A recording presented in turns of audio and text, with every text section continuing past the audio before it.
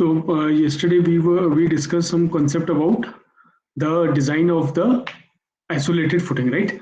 So isolated rectangular footing पे कल मैंने एक न्यूमेरिकल भी आप लोगों को दिया हुआ था कि आप लोग ट्राई कीजिएगा. आई होप कुछ लोगों ने ट्राई किया होगा जरूर.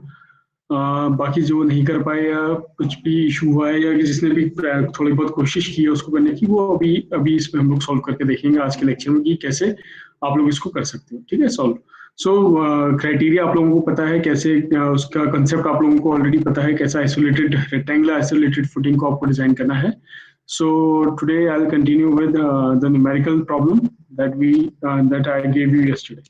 ठीक है, so let us check the solution. I'll present my screen to you all.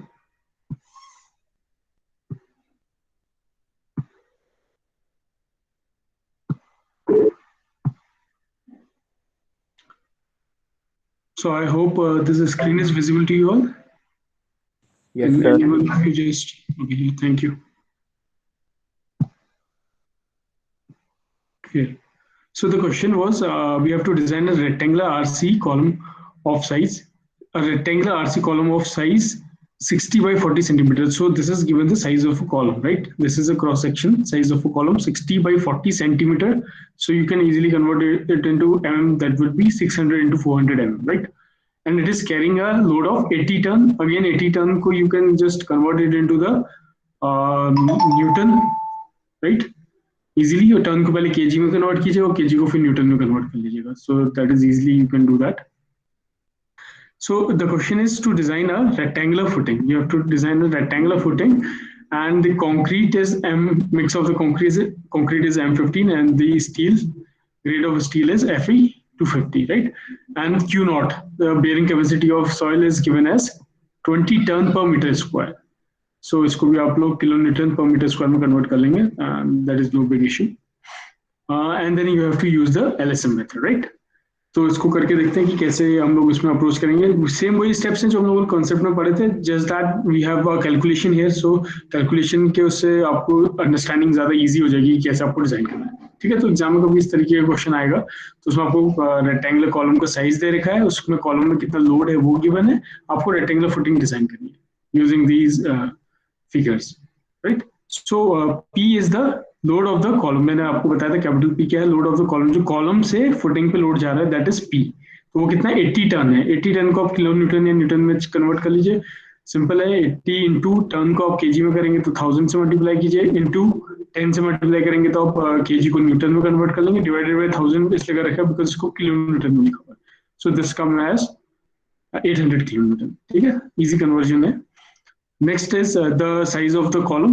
It is 60 centimeter by 40 centimeter. तो इसको mm में कन्वर्ट कर लेंगे easily. 600 by 400 mm हो जाएगा. And the bearing capacity of soil will be 200 kilonewton per meter square. Again ये 20 ton था. Ton को हमने 1000 से मल्टीप्लाई किया. सेम यही कैलकुलेशन जो यहाँ पर थी उससे केजी में हुआ, केजी से न्यूटन में चेंज किया एंड देन किलो न्यूटन में चेंज किया. सो 200 kilonewton per meter square. 20 will be, this will change to this one. Okay. So Q not हो जाएगा 200 किलोमीटर पर मीटर स्क्वायर. सो ये सारी वो यूनिट्स आ गई जिसमें हम लोग काम करते हैं. ये हम लोग जिसमें अभी तक न्यूमेरिकल सॉल्व करते थे. ठीक है. So first step was to find the size of the foundation. तो सबसे पहला स्टेप ये था size of foundation find out करना था. सबसे पहला क्या है आपका load of the column 800 kilonewton. You already know that, ये तो गिवन है. Second thing is weight of foundation, right? Weight of foundation हम कितना लेते थे आपको ध्यान होगा तो it was 10% of the load in the column. तो 10% of 800 will be 80 kilonewton. तो weight of foundation कितना हो गया 80 kilonewton. इसका 10%, लोड का 10% is weight of foundation. हमने कंसेप्ट में देखा था, राइट?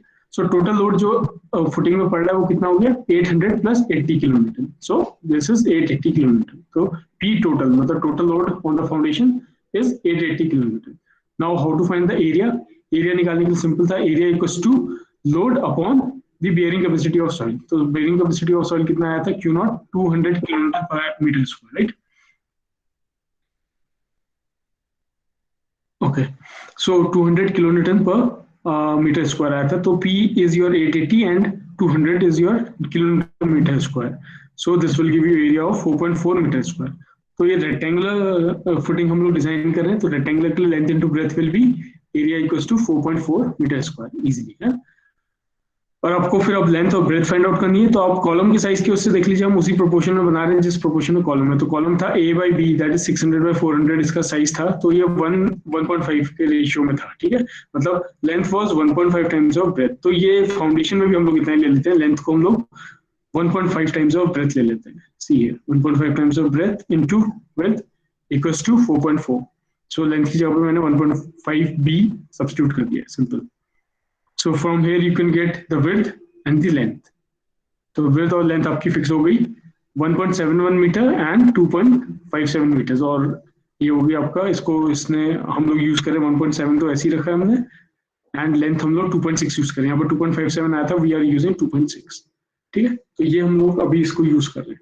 सो हमारा एरिया अब कितना हो गया, न्यू एरिया जो हमें मिला 1.7 इंटू 2.6, दैट विल बी 4.42, ठीक है। हम लोग डिजाइन 4.4 के लिए कर रहे थे, अब ये थोड़ा सा चेंज कर दिया हमने, इसको बढ़ा दिया है थोड़ा सा, तो ये कितना गया 4.42 मीटर स्क्वायर।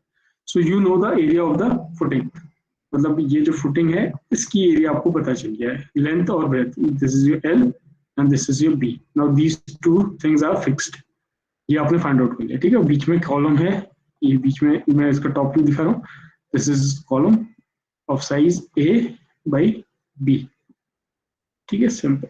ये आपको गिवन था, तो आपने एल और बी फाइंड आउट कर लिया, तो आपको साइज ऑफ द फुटिंग पता चल गया। नेक्स्ट आपका क्या स्टेप होगा, to find the net soil pressure. Net soil pressure निकालने के लिए मैंने आपको बताया था कैसे निकालते थे हम लोग उसको। मैंने पीछे कैलकुलेशंस पूरी दिखाई थी आपको, बट हमारा एंड रिजल्ट जो आ रहा था वो दैट वाज W0 = P/A। तो P आपका 800 है, जो लोड कॉलम में पड़ रहा है वो, that is the load which is coming through column is 800 kilo Newton. और एरिया जो भी हमारा निकल के आया, एरिया ऑफ द फुटिंग 4.42 हमारा एरिया निकल के आया। So this will give us 181 kilo newton पर metre square. So this is the net soil pressure. अब ये नेट सॉइल प्रेशर मिल गया आपको, इसका क्या यूज होगा, इसका यूज होगा आपको बेसिकली बेंडिंग मोमेंट वगैरह निकालने में, ठीक है। तो नेट सॉइल प्रेशर है, और हम लोगों को क्वेश्चन में लिखा था कि आपको LSM मेथड यूज करनी है, राइट। सो अगर हम लोगों को LSM मेथड यूज करनी है, तो मैंने बताया था आपको फैक्टर्ड लोड लेना पड़ेगा या फिर फैक्टर्ड वैल्यू लेनी पड़ेगी। तो फैक्टर्ड आप इसको कर लो अल्टीमेट लोड के लिए, तो 1.5 से आपको मल्टीप्लाई करना पड़ेगा। So this is giving us 271.5 kilo newton पर metre square. So this is our net soil pressure. ये जितना सॉइल पे नेट सॉइल प्रेशर जो हमारा लग रहा है फाउंडेशन पे, ये कितना आ रहा है 271.5 किलो न्यूटन पर metre square. So next step was to find the bending moment. देखिए 3 स्टेप थे, मैंने आपको पहले बताया था, बेसिकली 4 स्टेप थे। To find the check for bending moment, second था to check for one way shear, फिर थर्ड स्टेप था to check for two way shear, और फिर लास्ट में हम लोग area of steel find out कर रहे थे, ठीक है। तो वही स्टेप हम लोगों को रिपीट करना है, एग्जैक्टली वही जो कॉन्सेप्ट हमने पढ़ा था उसी के बेसिस पे हम लोग इसको डिजाइन कर रहे हैं। सो सबसे पहले बेंडिंग मोमेंट के लिए चेक कर लेते हैं। मैंने आपको बताया था बेंडिंग मोमेंट के लिए क्रिटिकल सेक्शन कौन सा होता है। The critical section is the face of the column, ये वाला फेस और ये वाला फेस जो है वो बेंडिंग मोमेंट के लिए क्रिटिकल सेक्शन है। तो पहले x1 वाला फेस देख लेते हैं, फिर y1 वाला देख लेंगे, ठीक है। सो मूवमेंट अबाउट x1 कैसे निकालते थे, x1 मतलब ये वाले फेस के अबाउट हम मूवमेंट निकालते हैं। तो आपको पता है ओवरहैंग इसमें कितना है, OY1 है, ठीक है। तो मैंने आपको बताया था कि मूवमेंट निकालने के लिए क्या होता है, movement equals to W into L/2, right. W into L/2। तो लेंथ कितनी है OY1, तो W into OY1 into OY1/2, और OY1 कितना होगा वो आप क्लियरली निकाल सकते हो, दैट वाज B - B/2, ठीक है। तो आप इसको ये देखिए, यहाँ पर मैंने ये लिखा भी है इस तरीके से। तो this is W into L, जो भी लेंथ आएगा आपको, ये जो लेंथ आ रहा है दैट इज बेसिकली OY1, ठीक है। ये लेंथ है into L/2। So this is your movement. ऐसे ही तो निकालते हैं मूवमेंट हम लोग, ठीक है। सो सेम यहाँ पर भी इसका स्क्वायर कर दिया मैंने, ये सेम इसका एक्सपैंड किया हुआ मैंने, दैट इज ताकि आप लोग समझ सकें, ठीक है। फर्दर कैलकुलेट करोगे आप लोग, सब सारी चीजें नोन है। WU0 इज 271, यहाँ से पुट कर लोगे। V और width of the footing and width of the column ऊपर निकाल चुके हैं आप लोग, यहाँ पर पुट कर लीजिए। The movement in the MX, मतलब movement in the about XX direction is coming as 57.35। तो इस वाले के अबाउट तो आ रहा है 57.35। अब नेक्स्ट निकाल लीजिए MY, Y1 के अबाउट निकाल लीजिए। अब सिंपल बताइए मुझे, इसको अगर मूवमेंट निकालना होगा तो क्या होगा, MY equals to W into this distance OX1 into OX1/2। तो सिंपल देख लीजिए ये क्या हुआ यहाँ पे, ये देखिए MYU equals to W into W into L, मतलब ओ एक्स वन जो था L minus A by two into L minus X A by two into one by two. So this is basically उसका square हो गया ऊपर. सो आप इसको फर्दर कैलकुलेट करोगे, you know all the values. So this is coming 135. So M X, यहाँ पर आप देखिए, this was your movement in X direction and this is movement in Y direction. So Y में आ रहा है 135, है ना, और एक्स में आ रहा है 57. सो कौन सा ज्यादा है, वाई वाले एक्सिस पे ज्यादा है, तो हम लोग वाई के कॉरस्पॉन्डिंग डेप्थ निकाल लें. क्योंकि अगर हमारी डेप्थ इस वाले सेक्शन इसमें पास हो गई, इस वाले मूवमेंट को झेल लेगी डेप्थ, तो इसको तो झेल ही लेगी ऑफ कोर्स, है ना. 135 को अगर झेल लेगी तो 57 को तो झेल ही लेगी. तो हम लोग किसको लेके डिजाइन करेंगे, 135 को लेके डिजाइन करेंगे. तो सिंपल वही फॉर्मूला है जो हम पहले से पढ़ते हैं, depth equals to M under root M upon Q B, या फिर movement equals to Q B D square, वही जो हम पढ़ते थे एलएसएम में, क्यू बी डी स्क्वायर. ठीक है, तो डी स्क्वायर की जगह रूट लगा के वो आप सिंपल कैलकुलेशन कर सकते हो. सो नाउ एम वाई, आपको पता है एम वाई ही क्यों लिया मैंने, एक्स क्यों नहीं लिया, क्योंकि एम वाई ग्रेटर है. ठीक है, तो मैं डेप्थ जो है मैं ग्रेटर वाले मूवमेंट के अबाउट निकालूंगा. सो 135 था ये, 135.75 इंटू 10 टू पावर 6. ठीक है, न्यूटन एमएम में मैंने इसको कन्वर्ट कर दिया है. क्यू निकालना आपको, बी आपको पता है, breadth is for one metre के लिए हम लोग इसको कर रहे हैं.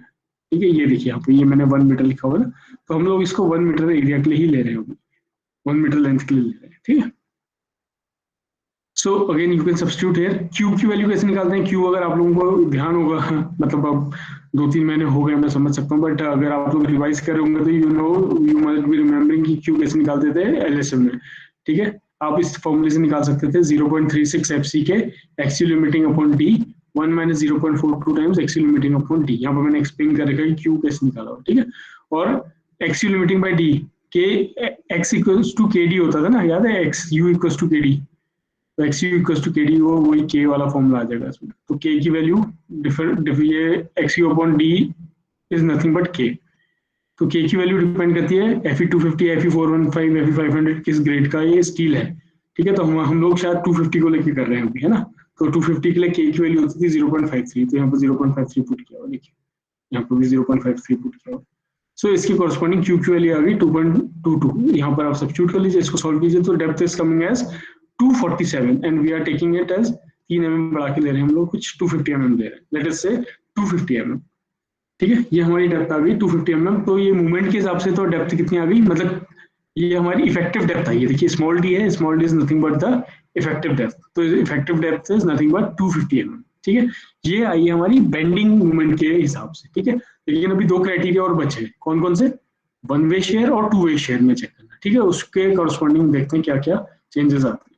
So first let us go with the 1 way share. अब 1 वे शेयर में मैंने बताया था आपको, 1 वे शेयर का क्रिटिकल सेक्शन कौन सा होता है, इस डिस्टेंस से यहां तक का डी डिस्टेंस तक का, D is nothing but the depth जो अभी हमने ऊपर निकाली है, कितनी आई है, 250 आई है, 250. ठीक है, तो अभी हम मानेंगे ये वाला क्रिटिकल सेक्शन इस फेस से डी डेप्थ पे और यहाँ से भी डी पे है, यहाँ से इस फेस से भी डी डेप्थ पे, डी के डिस्टेंस पे. तो क्रिटिकल सेक्शन 1 वे शेयर के लिए. ठीक है, तो क्रिटिकल सेक्शन 2 है, एक है y2 और एक है x2.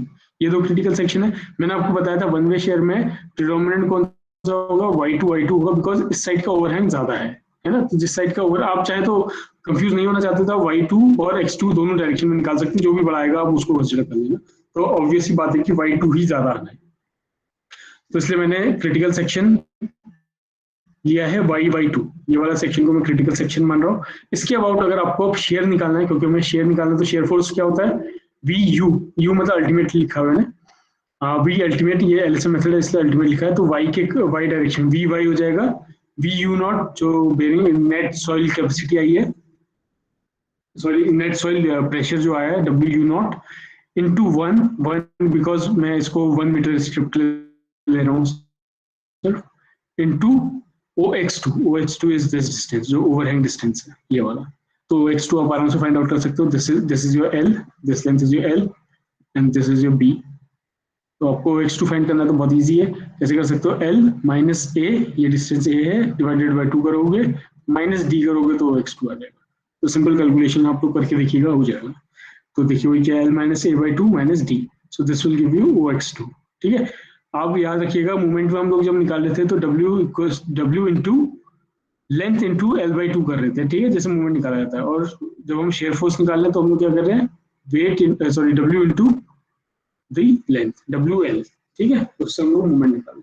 So this is coming as 271, ये नोन है, हम लोगों को लेंथ पता है, ये पता है, dv ऊपर से आ गया था 250, तो d की जगह पर हम लोग 0.25 सब्स्टिट्यूट करें। सो दिस इज इन mm, मैं मीटर में रखा हूँ तो 0.25 यूज कर रहा हूँ, ठीक है। तो इसके मुताबिक ये आ गया हमारा शेयर फोर्स 203.6 किलोमीटर का, ठीक है। अब हमें चेक करना है कि जो हमारा शेयर स्ट्रेस है वो हमारा एक्सीड तो नहीं कर रहा है कंक्रीट के शेयर स्ट्रेस से, ठीक है। तभी पता चलेगा कि ये वन वे शेयर में पास है कि फेल हुआ।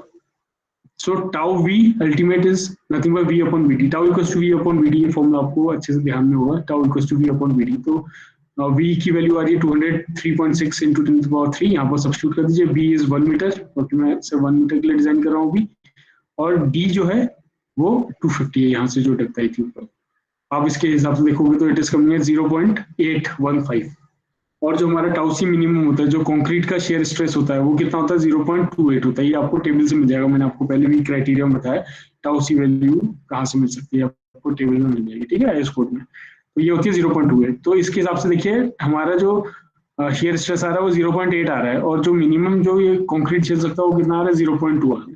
तो ये तो मतलब क्या है, tau u is tau v is greater then tau c minimum, तो ये तो हमारा फेल हो गया यहाँ पे, है ना, क्योंकि क्राइटेरिया क्या था, tau tau v should always be smaller than tau c, tau c minimum की जो भी वैल्यू होती है उससे स्मॉलर होना चाहिए। तो ये फेल हो गया, तो हम लोगों को क्या करना पड़ेगा, nothing but we have to change the depth. मतलब 250 हम लोगों का बेंडिंग मूवमेंट में तो पास हो गया, लेकिन हमारा वन वे शेयर में फेल हो गया, तो 250 तो नहीं हो सकती हमारी डेप्थ, ठीक है। तो अब हम लोगों को डेप्थ चेंज करके देखनी है। अब डेप्थ को कैसे चेंज करके देख सकते हो, सिंपल एक तरीका आप ये यूज कर सकते हो कि ये जो फॉर्मूला था tau equals to v upon V D, right, तो इससे डेप्थ निकाल लो, d इक्वल्स टू कितना हो जाएगा v upon v times tau, इसको रिवर्स कर रहा हूँ मैं, और टाउ मिनिमम आपको पता है, टाउ मिनिमम 0.28 होता है ना, तो इसके कॉरस्पॉन्डिंग देख लो डेप्थ, मिनिमम डेप्थ कितनी होनी चाहिए। सो this is coming v upon tau c minimum into tau c की जगह पर 0.28 रख दो, मिनिमम वाला रख के देख लेते हैं, तो आपको मिनिमम डेप्थ मिल गई 727 mm। So now you know this depth is 727 mm, ठीक है। तो we are checking for 500 mm, मतलब 727 आया, हम लोग चेक कर रहे हैं 500 के लिए। तो ये मतलब मैंने आपको बताया था, आपको बार बार ट्रायल करना पड़ता है, ठीक है। आप चाहो तो इसको 727 से भी रख के देख सकते हो, अगर 500 में पास हो गए तो 727 में तो पास हो गई होगा, तो इसलिए हम थोड़ा सा रिड्यूस करके देख रहे हैं इसको, हम 500 से चेक कर रहे हैं। पहले 250 से किया था, यहाँ पे देखिए इसमें हम फेल हो गए थे, अब हम 500 से करके देखते हैं, 500 को लेके देख लीजिए। तो वी वाई की जगह पे आप 500, डेप्थ की जगह पे 500 रख लीजिए, यहाँ पे ये सेम ये चीज है, यहाँ पर 0.25 की जगह पे 0.5 आ जाएगा, ठीक है। और फिर यहाँ पर सब्स्टिट्यूट कीजिए और देखिए क्या वैल्यू आ रही है। सो यही हमने किया, शेयर फोर्स निकाला 135 आया, 135 upon B into D, B 1000 हो गया, डी इस बार 500 हो गया डेप्थ, और टाउ ये जो शेयर फोर्स आया वो है 135.75 into 10⁻³ just because we are changing it to Newton.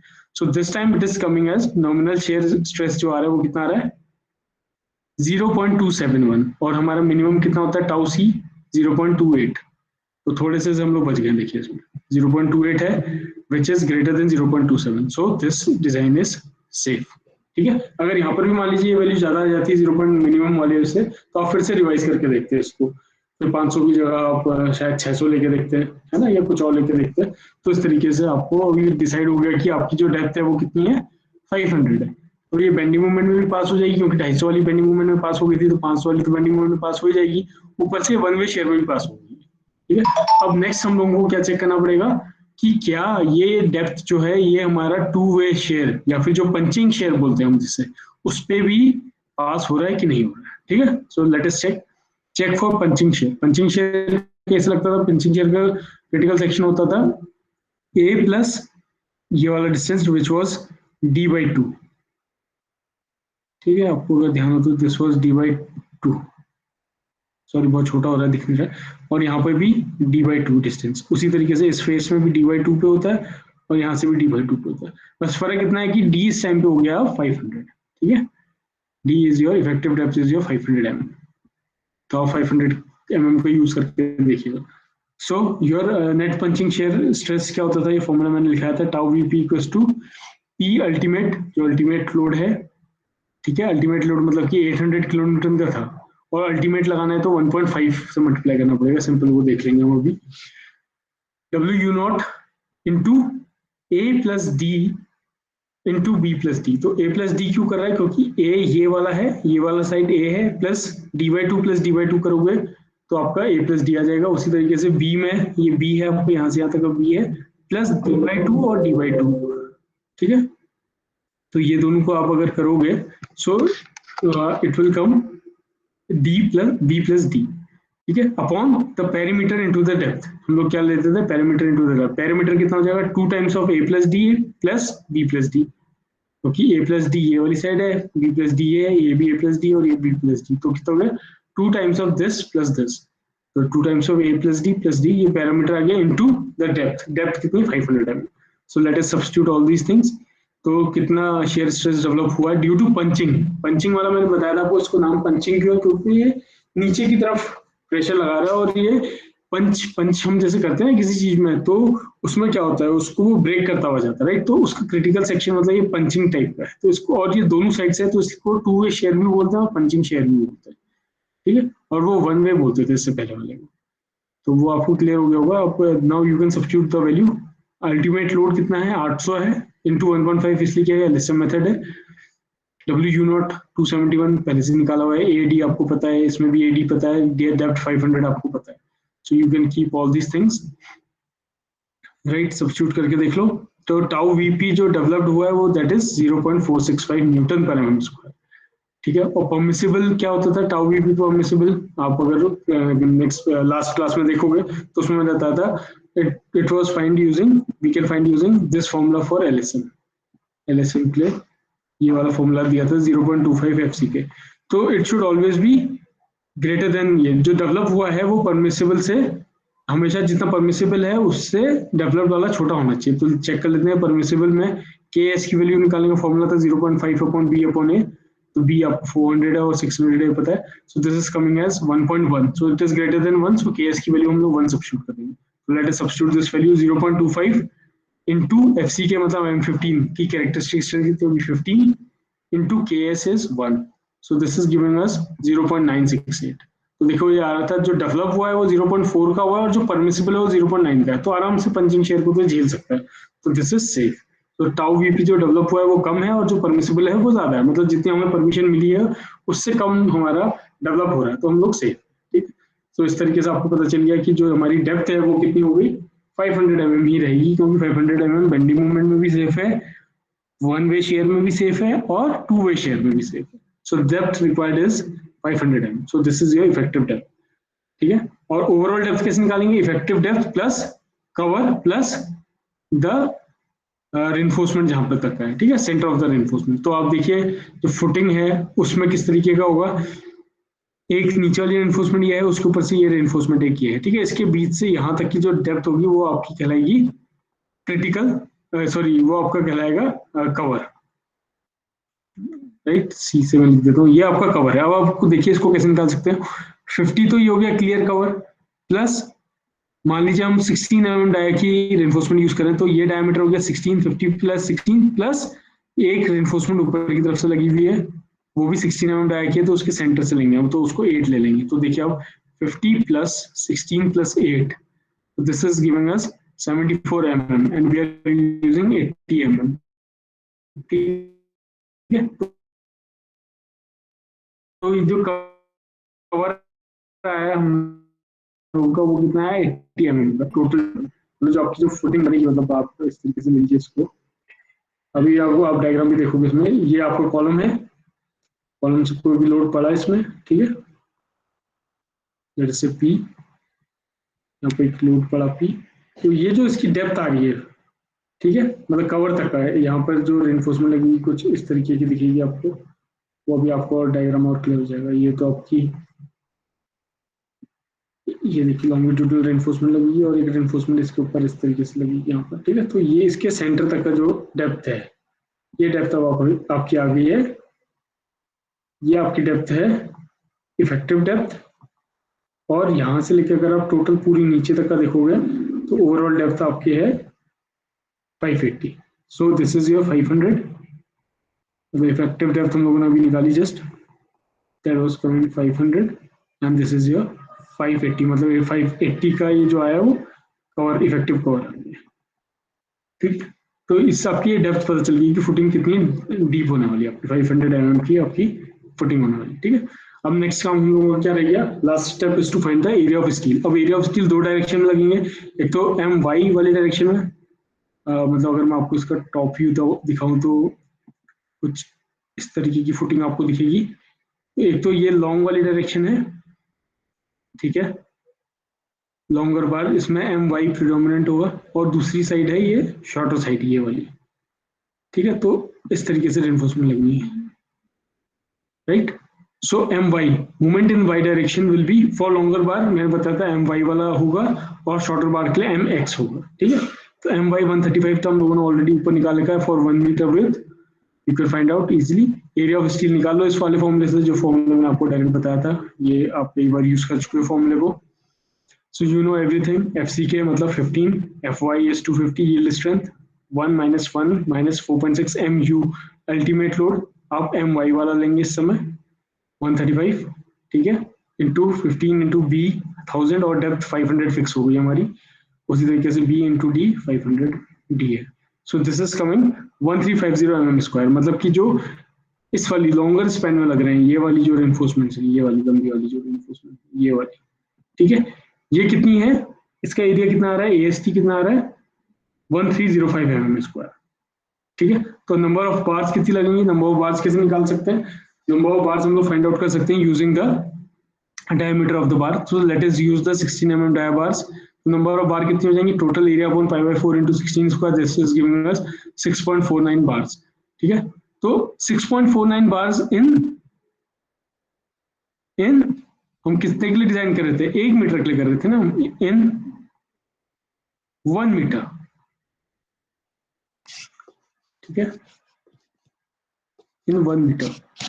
तो ये 6.49 बार्स, यहाँ से ये बी है and this is your length, तो यहाँ से यहाँ तक का जो है 6 बार्स तो आपकी लगी हुई है यहाँ पर 1 मीटर में, 1 मीटर की डिस्टेंस पे। तो टोटल में डिस्टेंस कितनी हमारी बी है, यहाँ से यहाँ तक का कितनी लगेंगे टोटल, तो इंटू बी कर लेना इसको। सो आप यहाँ पर करके देख लो, total number of bars B into 6.49, this will give you 1.70, मतलब ये डेप्थ जो आई थी 1.70 थी, इंटू 6.49 11.03। तो 11.03 बार्स हम प्रोवाइड कर नहीं सकते, तो हम कितनी प्रोवाइड करेंगे, 12 number of 16 mm dia bars. उसी तरीके से अगर आपको स्पेसिंग निकालनी होगी तो स्पेसिंग कैसे निकाल सकते हो, जो भी पूरी लेंथ है divided by the number of reinforcement. तो पूरी लेंथ है 1.7 mm, sorry 1.7 metre, that is 1700 mm divided by 12। So spacing कितनी है 141 mm। तो आपका कितना हो जाएगा 12 bars 16 mm dia at 141 mm centre to centre, ये आपकी एम वाई वाली डायरेक्शन में बार्स आ गई, ठीक है। अब नेक्स्ट कौन सी है, शॉर्टर बार्स, जो इस डायरेक्शन में लग रही है, ये वाली, ठीक है। ये वाली बार्स कैसे होंगी, तो मैंने आपको बताया था इसमें एक सेंटर वाला बैंड होता है जिसको हम लोग बोलते हैं, जो बी तक का होता है, ठीक है। इसमें ज्यादा रेनफोर्समेंट हम लोग प्रोवाइड करते हैं इस बैंड में, यहाँ से यहाँ तक का ज्यादा रेनफोर्समेंट होती है, और इसके बाद इधर और इधर हम लोग थोड़ी कम रेनफोर्समेंट प्रोवाइड करते हैं। तो बी जो है ये हमारी जो विड्थ है उसके इक्वल ही होता है यहाँ से। तो शॉर्टर वाली साइड में देख लेते हैं, शॉर्टर वाली साइड में मैंने बताया था आपको क्या प्रेडोमिनेंट होगा, M X, movement in X direction.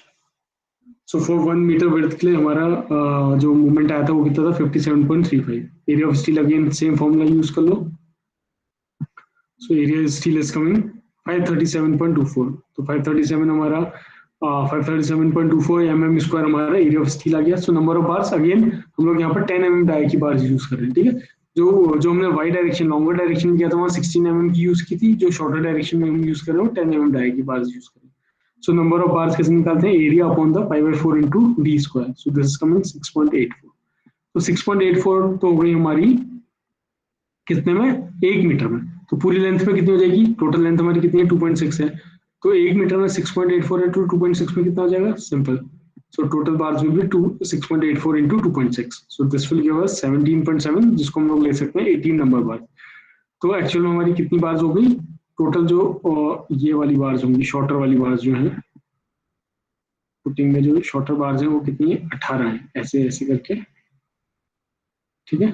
सो ये कितनी बार्स हैं 18 बार्स हैं। लेकिन मैंने क्या बताया आपको, एक जो सेंटर बैंड है बी यहाँ तक का, ये वाला पोर्शन, इसमें हम ज्यादा प्रोवाइड करते हैं और इधर इधर कम प्रोवाइड करते हैं। तो इसको निकालने का फॉर्मूला भी मैंने आपको बताया था, so number of bars for center band मतलब NC, number of bars in center. तो एनसी फॉर्म निकालने का फॉर्मूला था जो total number of bars into 2/1 plus L by B. तो सिंपल आप पुट कर लो, लेंथ अपॉन ब्रेथ आपको पता है, बाकी सारी चीजें आपको नोन है। तो 14.23 मतलब 15 बार्स तो आपका सेंट्रल बैंड मारा है जो बी है, ठीक है। मान लो यहाँ से यहाँ तक का बी है जो इसकी वृत्ति के बराबर है। तो इसमें 15 आएंगी तो बची कितनी, 15, 18 थी टोटल और 15 बीच में आ गई तो बची 3, मतलब 1.5 इधर लगनी और 1.5 इधर लगनी। अब 1.5 तो हम प्रोवाइड कर नहीं सकते तो 2 प्रोवाइड कर लेंगे। देखो उसको उसमें 2 किया होगा, ये देखो। सो number of bars in the side band 18 minus 15 is 3, 3 बार बची डिवाइडेड बाई 2 मतलब 1.5 या फिर 2 रेनफोर्समेंट दोनों साइड। तो अब इस डायग्राम को देखो आप समझ जाओगे। तो यहाँ से यहाँ तक की डिस्टेंस है, यहाँ से लेके यहाँ तक की, जो मतलब इसकी विड्थ के बराबर है बी। उसमें तो आपने प्रोवाइड की है कितनी, ये सारी आपकी कितनी रेनफोर्समेंट है, 15,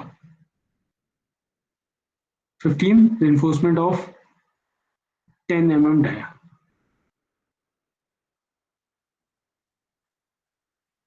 ठीक है। 15 reinforcement of 10 mm dia. Number of reinforcement कितनी है, 15। और जो बची हुई 3 रेनफोर्समेंट है मतलब 1.5 इधर 1.5 मतलब 2 इधर और 2 इधर आप लगा दो, तो 1 और 2, ये 2 अलग हो गई और ये 2 इधर लग गई। तो आप देख लो 2 × 10 mm डाया का हम लोग रेनफोर्समेंट यूज कर रहे हैं, सिंपल। तो 15 रेनफोर्समेंट तो हमने बीच में लगा दी और 2 किनारे पे लगाई और 2 इस किनारे पे लगाई, ठीक है। तो इस तरीके से आप डिजाइन कर सकते हो। सो this is your shorter reinforcement. तो अब इसको प्लेस कर देते हैं, इसकी डिटेलिंग देख लेते हैं। सो डिटेलिंग आप देख लीजिए, आपकी फुटिंग कुछ इस तरीके की बनेगी, ठीक है। ये डेप्थ मैंने आपको बता दी 580 आई थी टोटल डेप्थ। इसमें ये जो डॉट्स दिख रहे हैं आपके, ये कौन सी हैं, ये शॉर्टर साइड की रेनफोर्समेंट है जो डॉट्स दिख रहे हैं। और ये जो लंबी रेनफोर्समेंट दिख रही है ये आपकी लॉन्गर साइड की है। तो ये आपका फ्रंट व्यू है और ये आपका प्लान है, मतलब आप टॉप व्यू से देखोगे, टॉप से देखोगे तो ये लंबी वाली बार जो है लॉन्गर डायरेक्शन में वो ये वाली दिख रही है, ये जो लंबी वाली बार है। और जो डॉट दिखाई दे रहे हैं वो कौन से हैं, ये वाली जो बार्स लगी हुई है, ये डॉट्स में आपको फॉर्म में दिखाई दे रही है, ठीक है, ये वाली जो। So these are dots. तो आप देख सकते हैं इजीली, ये वाली जो बार थी लंबी वाली, ये कितनी थी, 16 mm of 12 16 metre mm dia की 12 बार्स थी, यहाँ लग गई जो कि यहाँ दिखाई दे रहा है।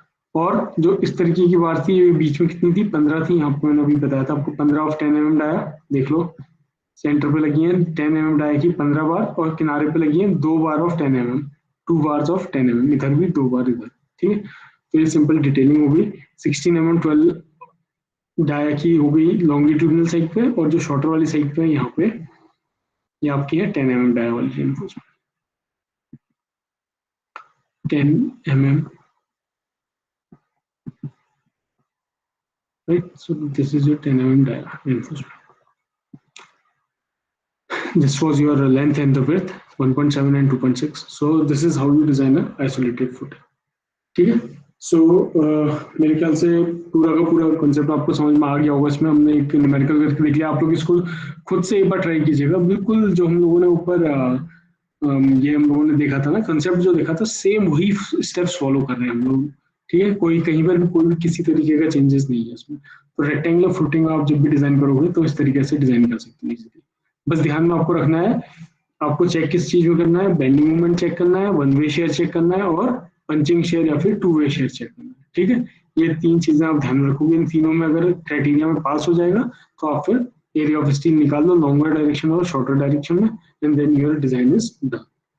ये आपकी डिजाइन हो जाएगी किसकी, isolated footing, rectangular isolated footing, ठीक है। स्क्वायर भी निकालनी होगी तो उसमें अगर वो स्क्वायर बोलता है आपसे तो उसमें कुछ नहीं होता, आपका लेंथ और ब्रेथ जो होती है वो इक्वल डायमेंशन की होती है ना। और उसमें रेनफोर्समेंट भी आप चाहे वाई डायरेक्शन में लगाओगे या एक्स डायरेक्शन में लगाओगे सेम ही होती है, क्योंकि दोनों साइड की लेंथ बराबर है, ठीक है। तो उसमें आपको एक ही मूवमेंट निकालना पड़ता है, या तो एम एक्स या एम वाई, कोई ज्यादा फर्क नहीं पड़ता उसमें। तो इजी डिजाइन है। अगर स्क्वायर फुटिंग आ जाती है तो भी आपको घबराने की जरूरत नहीं, रेक्टेंगुलर आएगी तो भी आप इसको डिजाइन कर सकते हैं, ठीक है। सो यही मैं आपको बताना चाह रहा था इस वाली यूनिट में कि कैसे आप डिजाइन करोगे। But I request you to go through this design once, total एक बार डिजाइन अपनी कॉपी में नोट करके कीजिएगा सॉल्व इसको, then only you will be able to understand की कैसे कंसेप्ट के साथ में हम लोगों ने इसको किया हुआ है, ठीक है। सो ये आज के सेशन के लिए इतने रखेंगे। So I just stop sharing the screen.